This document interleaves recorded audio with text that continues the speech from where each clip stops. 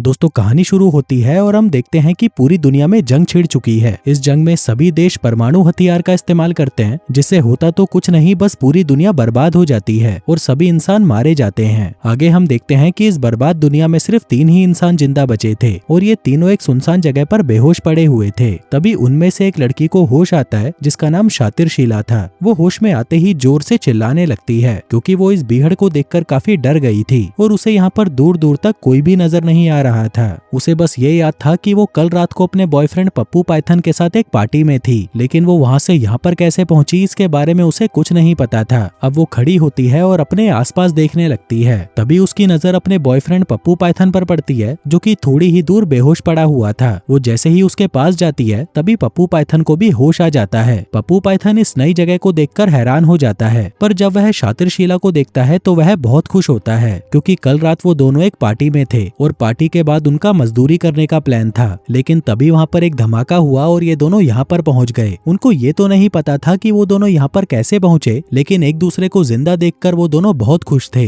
आगे उन दोनों की नजर तीसरे बेहोश आदमी पर पड़ती है जिसका नाम बरमूडा बुरकुमार था। फिर देखते ही देखते बरमूडा को भी होश आ जाता है और इस नई जगह को देखकर वो भी हैरान हो जाता है, लेकिन फिर अपने आप को जिंदा पाकर वो बहुत खुश था। अब इस जगह को देखकर वो तीनों समझ चुके थे कि पूरी दुनिया खत्म हो चुकी है और पूरी दुनिया में सिर्फ वो ही तीनों जिंदा बचे हैं। थोड़ी देर बाद वो तीनों आगे बढ़ने लगते हैं ताकि वो लोग रहने की कोई जगह ढूंढ सके। साथ ही भूख और प्यास की वजह से भी वो तीनों बहुत परेशान थे। अब काफी देर चलने के बाद वो तीनों एक समुद्र के पास पहुंच जाते हैं, जिसे देखकर वो तीनों बहुत खुश होते हैं क्योंकि अब मछलियां खाकर वो अपनी भूख मिटा सकते थे। अब पहले तो वो तीनों समुद्र में जी भर कर नहाते हैं और फिर किनारे पर आराम करने लगते हैं। इसके बाद वो जैसे ही वापस जाने लगते हैं तभी उन्हें किनारे पर बहुत सारे केकड़े दिखाई देते हैं। अब उन केकड़ों को देखकर बरमूडा बुरकुमार खुश हो जाता है क्योंकि उसे खाने में केकड़े बहुत अच्छे लगते थे, पर वही शातिर शीला और पप्पू पाइथन ने कभी भी केकड़े नहीं खाए थे, इसलिए वो दोनों उन केकड़ों को देखकर घबरा जाते हैं। अब इससे पहले कि शातिर शीला किनारे से दूर जा पाती तभी उसके पैर पर एक केकड़ा काट लेता है। वहीं ये देखते ही बरमूडा बुरकुमार जल्दी से उस केकड़े को मार देता है और फिर उसे खाने लग जाता है। उधर शातिर शीला एक तरफ बैठकर अपना पैर देखने लगती है। तभी उसे दर्द से परेशान देखकर बरमूडा बुरकुमार उसके पास आता है और तुरंत उसके कपड़े फाड़कर एक पट्टी उसके पैर पर बांध देता है, जिसके थोड़ी देर बाद शातिर शीला का दर्द कम हो जाता है। इसी बीच बरमूडा बुरकुमार उसकी चूचियां देखने लगता है जो देखकर उसका औजार पूरा तन जाता है। उधर भूख से परेशान पप्पू पाइथन के पास और कोई रास्ता ना होने की वजह से वो भी उन केकड़ों को उठाकर खाने लगता है।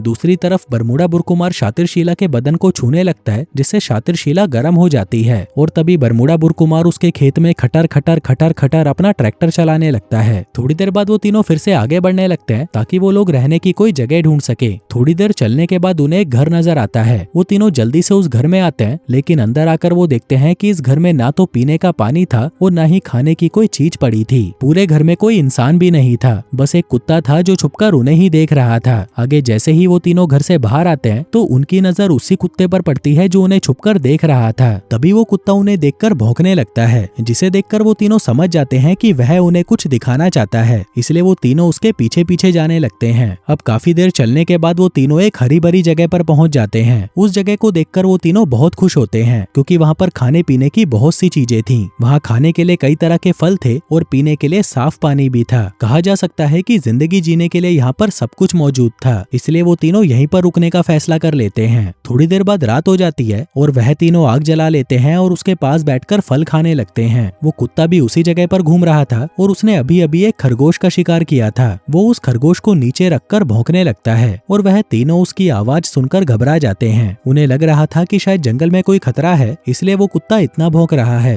तभी बरमूडा बुरकुमार हिम्मत दिखाकर आगे बढ़ता है, पर जब उसकी नजर खरगोश पर पड़ती है तो वह उसे देखकर बहुत खुश हो जाता है। वो ये बात बाकी दोस्तों को भी बताता है कि कुत्ता हमारे लिए खरगोश लेकर आया है, जो देखकर वो तीनों भी बहुत खुश हो जाते हैं। दरअसल वो कुत्ता भी खरगोश का मांस खाना चाहता था, इसलिए वो उसे मार कर लाया था। जल्दी ही बरमूडा उस खरगोश को पकाता है और वह तीनों मिलकर उसे खाने लगते हैं। वहीं पास खड़ा कुत्ता उन तीनों को खाते हुए घूर रहा था और तभी शातिर शीला उसे कुछ मांस खाने को दे देती है। अब शातिर शीला को उस कुत्ते पर प्यार आने लगा था, इसलिए वह उसका नाम जॉनी जानवर रख देती है। अब खाना खाने के बाद बरमूडा बुरकुमार शातिर शीला को दबोच लेता है और वहीं उसके खेत में मजदूरी करना शुरू कर देता है। उधर वो कुत्ता भी उन दोनों की मजदूरी को एंजॉय कर रहा था। वहीं पप्पू पाइथन को भी मजदूरी करने का बहुत मन था, लेकिन शातिर शीला उसे अपनी गुलाबी दे ही नहीं रही थी, इसलिए वह दुखी होकर जंगल में चला जाता है। उधर 3 घंटे की भयंकर मजदूरी करके बरमूडा सो जाता है, जबकि शातिरशीला का मन अभी भी नहीं भरा था, इसलिए वो वहाँ पर पप्पू पाइथन को ढूंढने लगती है। जल्दी ही वो पप्पू पाइथन के पास पहुँच जाती है और उसे परेशान देखकर वो उससे पूछती है कि क्या हुआ, तुम उदास क्यों बैठे हो। पप्पू पाइथन कहता है कि तुम तो मेरी बंदी हुआ करती थी, तो अब इस बरमूडा के लिए तुम हर रात घोड़ी क्यों बन जाती हो, जबकि कायदे से तो तुम्हें मेरे लिए घोड़ी बनना चाहिए। अब पप्पू पाइथन की बातें सुनकर शातिरशीला समझ जाती है कि वो भी उसके खेत में मजदूरी करना चाहता है, इसलिए वो उसके सामने पूरी नंगी हो जाती है और पूरी रात अपने खेत में उसका बड़ा वाला औजार चलवाती है। वहीं वो कुत्ता भी उन दोनों की हरकतें देख रहा था, लेकिन उसे ये अच्छा नहीं लगता कि एक लड़की 2 आदमियों से अपनी पिंकी क्यों पिटवा रही है, इसलिए वह परेशान होकर वहाँ से चला जाता है। फिर अगले दिन वो दोनों आदमी काम करने लगते हैं, जबकि शातिरशीला कुत्ते के साथ नदी में नहा रही थी। आगे वो दोनों आदमी लकड़ियां काटने लगते हैं ताकि वो एक छोटा सा झोपड़ा बना सके।